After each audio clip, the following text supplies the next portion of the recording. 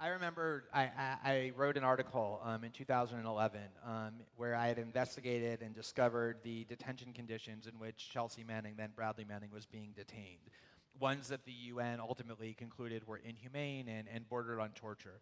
And I remember at the time being confused initially about why they would do that. Why would they um, put her in those kinds of conditions? It seems so counterproductive to the interests of the United States government. For one thing, it distracted attention from what it is that she did.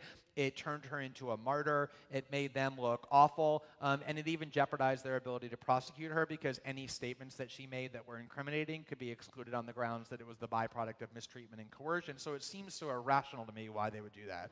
And ultimately what I realized is that the reason they subjected her to that treatment is the same reason that they have been so vindictive about prosecuting a whole array of whistleblowers in the last 6 years, even though they've used proper channels and done very little harm, which in turn is the same reason why our government put people in orange jumpsuits and in cages on an island thousands of miles away from their home with no trial and showed the world the pictures and torture people and go around the world droning at will. It's important for the United States government to send the message that if you're somebody who thinks about meaningfully undermining what we're doing or challenging our power, and specifically if you're somebody who thinks about being a whistleblower and revealing to the world what we've been doing in the dark, take a look at what it is that we did to Chelsea Manning.